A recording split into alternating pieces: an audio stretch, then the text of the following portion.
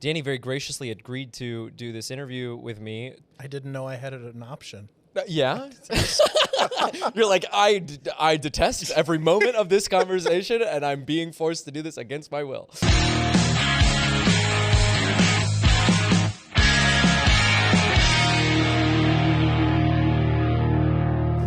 Hi, everybody, and welcome back to Good News York. I'm your host, Danny Tripodi, and today with me, we've got a wonderful, magnificent person.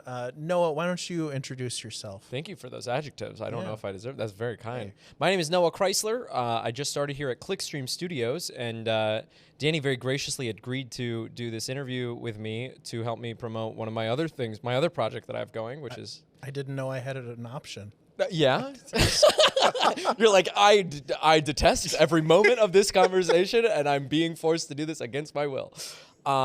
No, yeah, I don't know. Syracuse Improv is why I'm here. Well, I think we're also here to talk a little bit about like me joining the business and stuff. Yeah, I'm absolutely. super stoked to be I want to know more about Noah Chrysler. I know who you are now, sure. But for the audience at home, tell us a little bit about yourself. Yeah, my name is Noah Chrysler. Let's start there. How far back? I was born in 1996 at Syracuse General is what it's the name of it. Kraus? Wasn't Kraus at that time. My name is Noah. I've been making YouTube videos since I was like 14, started at FM high school, and I love YouTube. I've made a lot of videos. You've mentioned that you started making videos, like your first one was made in 2005, which is insane. Yeah, early which is YouTube. Awesome. Yeah, so like, we kind of come from a similar background where like I've been doing YouTube for a very long time, and I always... I went to the Rochester Institute of Technology, eventually found digital marketing as my career, and I really kind of focused on that aspect, right, of like the strategy of like, what are you going to make and like, why are you going to make it, right? And so I basically help YouTubers and basically business owners create YouTube content and then create it strategically so that they can grow their brands and like grow their influence and stuff. And and so... I found Clickstream, and I was like, this place seems really cool. You guys just bought a spaghetti restaurant. Let's see if I can work here. And so I bugged you and Matt and Amanda a lot, and I sent you guys a bunch of emails, and then you sent me to go meet the mayor, which was super cool. And so that was really awesome. And I don't know, and I'm really excited to join the team, and I think that we're going to make a fantastic combo because, like, the stuff that you make is incredible, and it looks really, really good, and Amanda's super cool, and her photography's awesome, and Matt is the chillest dude ever, and I really like him, and I think that it's a good team, and we're going to make a lot of good stuff for Clickstream. And one of the cool perks of the job is that Matt allows me to have my little club here, which is Syracuse Improv, and we are an organization that is trying to reignite the improv spark in Syracuse, New York. And we meet here in the former Spaghetti Warehouse location, current Clickstream headquarters. We meet here every other Wednesday to do a free workshop open to the public at 6 p.m. from 6 p.m. to 8 p.m. If you go to syracuseimprov.com, you can find our website and you can find our calendar. If you subscribe to the Google Calendar, you will get notified of every single upcoming workshop whenever we have one. Pretty cool there. So. That is really cool. Thanks, buddy. So tell me a little bit more about Syracuse Improv. So is this open to intermediate? I want to say actor, but it's a little bit different than acting. Could you talk a little bit about that? Like, do you have to have skills to it, or are you teaching them those skills? Yeah. So the prerequisites are that you have to be alive. So if you're dead, you can't come. Gotcha. And you have to hopefully... Honestly, that's pretty much it, right? Like, it's like, be alive and come to our workshops, right? It's a very low bar. Yeah, exactly, right? No, yeah, it's for everybody. It's for everybody and anybody. I will say there are adult themes present. So, like, if you are under 18, I don't say don't come, right? But, like, I started to do improv when I was, like, 14, and I was going to some of the Syracuse Improv Collective stuff. And so, I was introduced to some adult ideas, I suppose, but, but it's not anything too raunchy, but like, it is a comedy environment. So there are occasional, blue humor, that sort of thing. But it's for absolutely anybody. We are trying to build a community, right? That is my biggest thing. That is like the biggest guiding value for me, right? I think especially after COVID, I know COVID, it's 2026. COVID was what, 6 years ago, right? So I understand that might be a long time ago, but I do think that the effects of COVID have truly affected this city in a major way, right? I grew up here, but I was away for about 6 or so years, right? And so when I came back, I saw how the city had changed. Improv has been a huge part of my life. I did improv in Atlanta, Georgia. Well, first I did improv I started doing improv in high school, but then when I went to college, right, that's how I met all of my friends. I joined this organization called RIT Improv, and eventually I was on their like board and stuff, and that was awesome. But then even when I graduated, I started to perform and coach a little bit at the Focus Theater in Rochester. And that was super awesome because in college, I came in, I didn't have many friends. I didn't have many connections. And suddenly I was a part of this group where we were doing these workshops like a few times a week at that point. And they were all very much like you're playing these silly games with these rules that are admittedly ridiculous, right? But the act of doing that so many times with the same people each week is... I really think that it's one of the strongest ways that I've seen to build real community. And so that's why I love improv so much. Like, yes, comedy is awesome. Yes, comedy shows are great. But at the same time, I think it's really hard, especially nowadays, especially after COVID, to meet people. And so that is ultimately one of the biggest goals of Syracuse Improv, is to build community. So anyway, I went to Rochester, found the improv scene there, made a bunch of friends. Went to Atlanta, found the improv scene there, made a bunch of friends. Went to Austin, found the improv scene there, made a bunch of friends. And then I came back to Syracuse, and there was no improv scene there was, but it was small. And I was like, we can make it not small. The opposite. Big is the opposite of, yeah. It's one of the opposites of small. Big, yeah. Gigantic is another one, I guess. Anyway. Jumbo, yeah. Syracuse Improv is the attempt to make the improv scene in Syracuse jumbo. I love it. Absolutely. So tell me, what makes Syracuse Improv different than what you described, and different from like just taking an improv class at like BOCES or something? Is there a difference? So the first difference is that it's free. The second one is that I don't think BOCES offers improv classes. Really? Although that'd be cool. Do they? I don't know. I saw something for BOCES, and I don't know. That sounds dope. Yeah, maybe. I always thought BOCES was like, maybe this is really not nice to the people at BOCES, but I thought it was like, oh, I really need to learn how to repair air conditioners. I'm going to sign up for a class at BOCES. It's hands-on learning. Right, yeah. Isn't that what improv is? Sure, yeah. I mean, hands-on fake air conditioners. If you want to learn the art of faking air conditioner repair in an improv scene, you should come to us, I think. Well, the workshops that we do are free as well, right? So like my vision for this, I really think that like the larger vision for the organization is like to create a reverse funnel, right? Where anybody can come in at the bottom and not know anything, right? And then the more they're involved with the organization, it develops them as a performer, and it also develops them as like a community leader, right? And then, because eventually in like a year or two, I'm probably going to be exhausted and older and sad and maybe like sleeping. And so it's like, I'm not going to want to lead everything myself, right? And the idea is to like create a system where people grow and they eventually take it over, right? And so that is what I'm trying to do. Anybody can join. It's designed to be approachable and then nurture the talent and develop the talent from within, so that like eventually those people go on to either perform and become incredible performers and go on to have comedy careers, or potentially just like help run the organization, perform in shows. We're doing our first premiere show on April 13th at the Song and Dance. It's called Improvised Dungeons and Dragons. It's going to be a lot of fun. I think we're going to talk more about that later. But yeah, that's basically the vision, is to anybody can show up. We will offer levels as well. That is something that we're going to do. So you can take a level 1 class, level 2 class, probably a level 3 class, and then probably other additional classes and things. We haven't announced those yet, but they're in the works. And also somebody from the Syracuse Improv Collective from back in the day reached out to me, and he sent me all of their curriculum, which was like really, really good. That's cool. It was super cool. They had a master's student do her master's thesis on creating improv curriculum.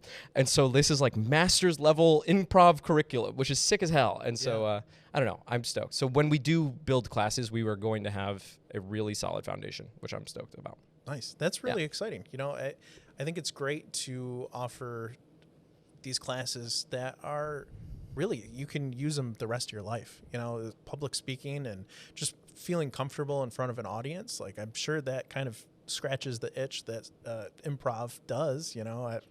There's probably a better way to phrase that, but no, yeah, exactly. So tell me a little bit more about the show, the Improvised Dungeons and Dragons. What's that all about? Yes, Improvised Dungeons and Dragons. Here's what's going to happen from a high level, okay? I'm hoping, by the way, you could really help with this vision, okay? I'm hoping that the nerds of Syracuse and or normie individuals, the muggles of Syracuse, as well as the nerds, I really want some nerds. Please, if you're a nerd, please come, right? I want them to flock to the Song and Dance, Song and Dance. It's the venue name. You should go there. It's a good time. It's in the basement. It's kind of hard to get to. You have to go through this weird, creepy elevator or go down the stairs. I'll make signs. Don't worry. You'll find it. I think it's 115 Jefferson Street, right? I think it's it's down there. Yeah. I want them to come. I want them to dress up in costumes, wizards, be a satyr, be a druid, be a something from Dungeons and Dragons. Hoping. You don't have to. If you want to just be yourself, totally cool too, right? I want you to come. I want you to get a bunch of drinks, and I want you to get it hammered and watch us improvise a Dungeons and Dragons campaign on the fly. Is it real D&D? The answer is no. It is a long form improv show where we're going to go on a completely made up adventure story. It's a one shot campaign, and it's going to be heavily influenced by the rules of D&D. But it's not going to be like, I'm not going to be like, your charisma score is this, and this plus this equals that. We're not doing that. It's a lot more quick, but we're using a lot of the ideas, principles, and motifs from Dungeons & Dragons. It's going to be awesome. Did that answer your question? Yeah, no, that's great. So is it preset? Like, are there going to be actors with specific classes? How's that going to work? Yeah, so no. So basically we're going to talk to the crowd and we're going to build the show with the crowd. We had this idea where we're going to interview somebody and basically like enact their life, but I think we're kind of gearing towards, we've been rehearsing all month and it's been a lot of fun. We saw the show grow a lot, which I think has been wonderful. And the direction that we're kind of leaning towards is like, we want the audience to be able to influence the show a lot, right? So like, if you want to give us something that's really tough to play, I think that's really fun, right? So at the beginning of the show, we have 3 adventurers. Okay, so that's our main party. There's 3 adventurers. Then that's Aiden Procopio, that is Mike Saltzman, and that is Joy Opera. I don't know everybody's last name, so maybe I shouldn't. It's okay. Set the precedent of knowing everybody's last name, but I did know those 3. Then we have our main villain, who is Becca Brown. I knew her last name too. So there's 3 adventurers. There's a villain, and then we also have 3 NPCs. We've got Crystal, Pistol. We've got Jonathan. Don't know Jonathan's last name. Sorry, Jonathan. He doesn't have a last name. It's just Jonathan. And then we've got Jesse as well. And their job is to basically populate this world with other interesting Dungeons and Dragons characters, right? So you might have a henchman, you might have a barkeeper, we might have and just any NPC that you would find in the world. And I'm going to be dungeon mastering, so I'm going to hopefully have a cloak on with some cool makeup on my eyes and maybe a crystal ball, and it's going to be really fun. And I'm going to have some dice, and I'm going to be sitting and kind of narrating and dungeon mastering from the back. And but yeah, the audience gets a lot of opportunity to influence what's going on stage. We're going to ask the audience at the beginning to write in suggestions of potentially like magical potions, right? What should this magical potion do? What should this spell do? That sort of thing. It should be a lot of fun. Song and Dance, April 13th, 8 p.m. We're doing it one night only, right? The show starts at 8 p.m. The doors open at 7, so you can pregame, and everybody's going to be in costume, and I'm hoping it'll be fun. The pregame will be fun. I think I'm going to send the cast out to like go fuck around in the crowd, so it'll be fun. That's really cool. Yeah. And where can folks go if they want to get tickets? You can go to SyracuseImprov.com. You can just find it there. But I think also SyracuseImprov.com/D&D. You can also find us on Instagram at SYR Improv. You can go to the Facebook page, Syracuse Improv. We have a great meetup group too. And you can go Syracuse Improv Meetup, and then that will show up as well. So very cool. Yeah. Very cool. And is there any future plans for if this is successful? Are you planning on doing this more often, or are there different shows that you have planned? Yeah, so that's a great question. The proceeds from this show are going to go into helping turn Syracuse Improv into a 501c3 so that we are an official nonprofit.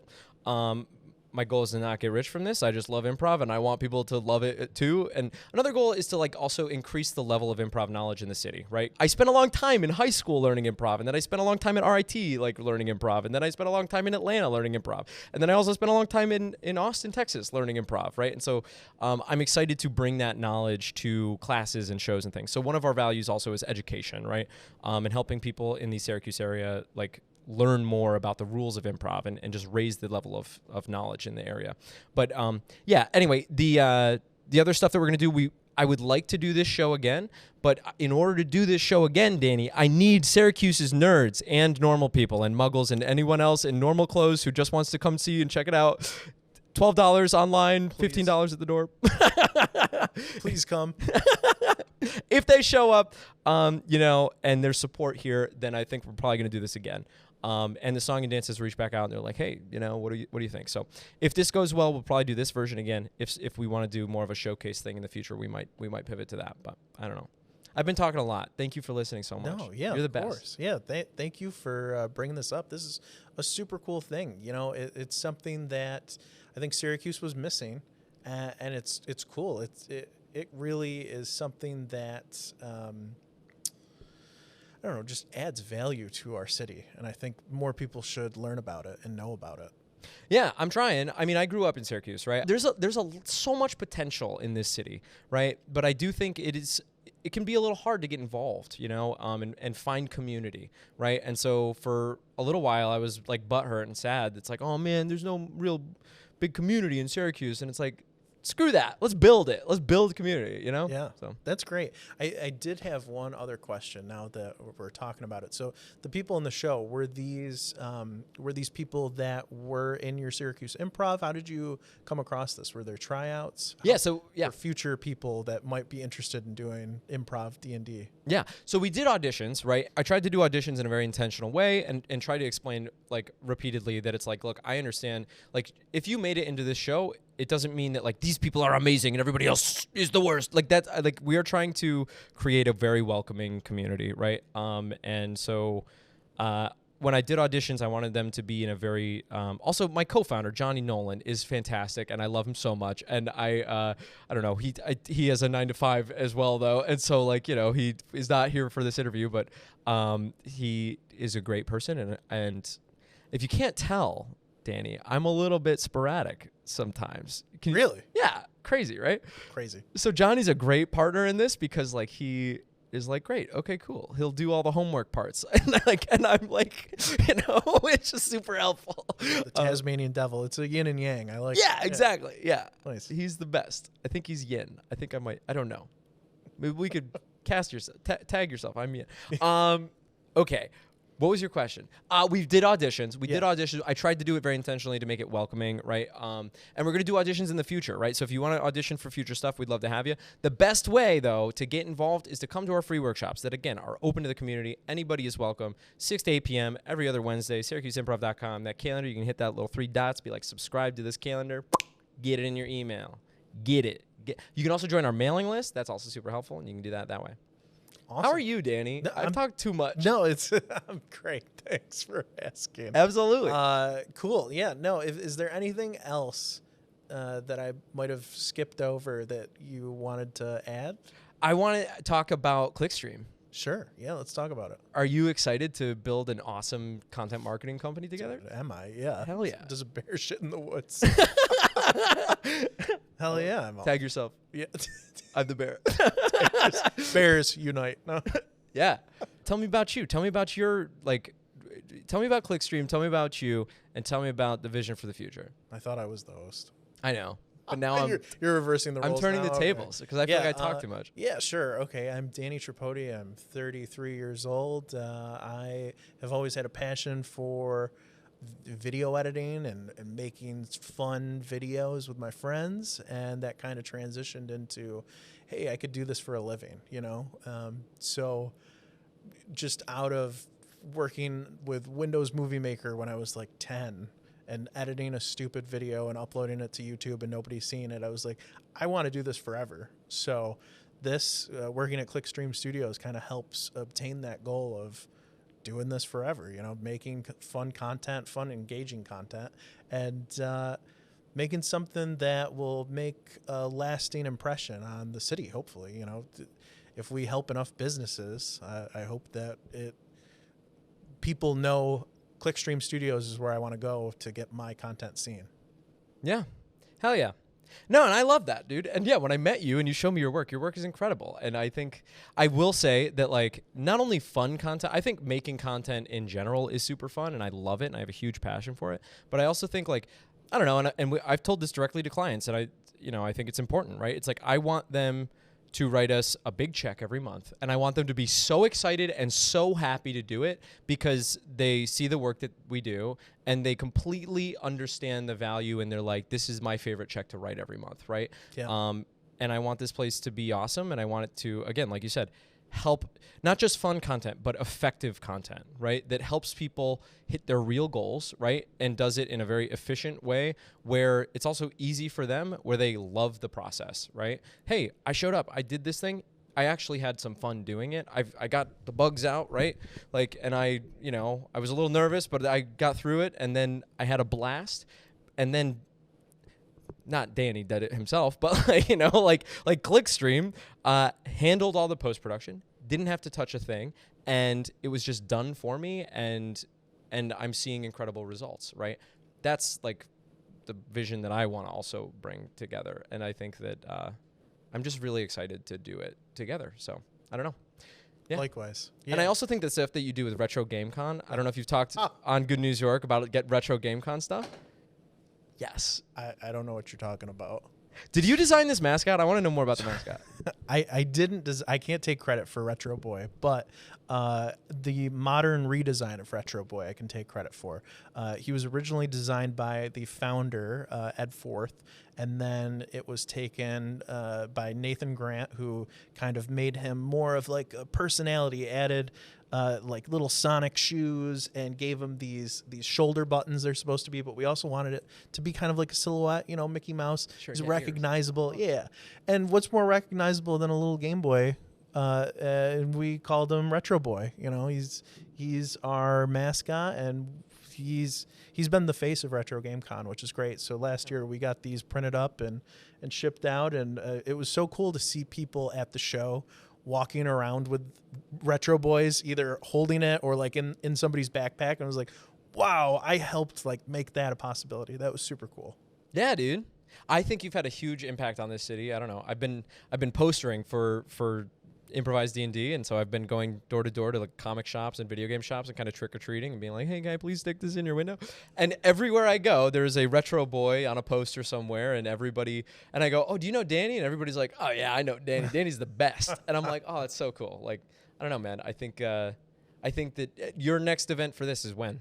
It's in the spring, right? Yeah, we have spring edition that's May 16th and 17th at the On Center, and then our fall show will come later, October 2nd, 3rd, and 4th. Hell yeah. Also at the On Center. Hell yeah. I know that this interview was kind of about Yeah, you flipped it on me. I was just saying, do you want to do the sign-off, or? No, I know. I want you to do it. But I don't know. For what is Retro GameCon for people who don't understand what that is? It's New York State's largest video game convention. It is amazing. It's so cool to see the different worlds aligned, because you'll have these kids that are like 12, 13 years old and have never held a controller that didn't have motion controls, and they're experiencing this for the first time in our free play area. And it's just so awesome to see, because they're with their parents and they're like, oh, I remember playing GoldenEye as a kid. This was amazing. Like, Johnny, come look at this. And then they just take over and they're like, oh, it's slappers only. And they're playing with some other friends. And it's what is slappers only? I want to know what that means. Oh, it was a term from GoldenEye that you use. Cool. It was no guns. Slappers. Gotcha. Yeah. I played that a few times. I was Odd Job, with the hat. Odd the Job razor blade. was the, yeah. Very He's got the hitbox, the messed up hitbox. Yes. Yes. I played that a lot at Isaac's house on his N64. It was really fun. That's awesome. Yeah. So how long have you been doing that? Oh, geez. Since 2016. Wow. The convention's been going since 2013. That was its inception, but since then it's grown and become a 3-day event, and it's something that I'm excited to see people are excited for. We go to other conventions and shows and set up, and people are like, oh, when's Retro? I can't wait for Retro. It's so cool to see. Yeah. And you've got Sly Cooper coming, I saw. Yes, Kevin Miller, the voice of Sly Cooper, is coming, as well as Elysia Glidewell, who was, gosh, I forget her name, but she was in the second, I want to say, Sly Cooper, the female Sly Cooper. Yeah. So it's cool. It's the first ever con appearance of both of them being at a show. So it's really cool to have that. Hell yeah. And then, of course, we got Kenny James, Doug Bowser, as the voice of Bowser from the video games for the past, 20 years. Wow. And like Mario Party? Like which one specifically? Oh, yeah. I think from Super Mario 64 up till, I don't know if he's changed. He's not Bowser. He's not Jack Black in Bowser in the movie. But we also have Daisuke Suji. Sorry, that's a person. Yeah, yes, Daisuke Suji is the voice of Scorpion from Mortal Kombat 1, as well as the main protagonist from Ghost of Tsushima. Yeah. So really cool. And they're coming to Syracuse. Yeah, they're coming on to May Syracuse. 18th. May 16th. May 16th. Sorry. You're terrible. I know. No. Cool. Yeah. How do people buy tickets? Show. People can buy tickets at retrogamecon.com. Hell yeah, dude. Yep.